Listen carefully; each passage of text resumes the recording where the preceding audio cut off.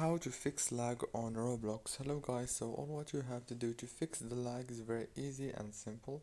Just go to the top corner and click on this Roblox logo in the top like this, and then go to settings.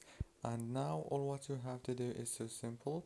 Just click here and scroll down. You will find many options down here.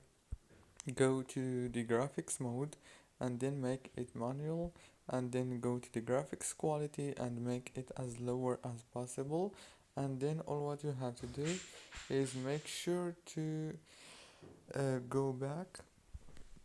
If there is no lag, then congratulations, but if there is a lag, all what you have to do is restart your phone, and I am sure that it's gonna be working for you.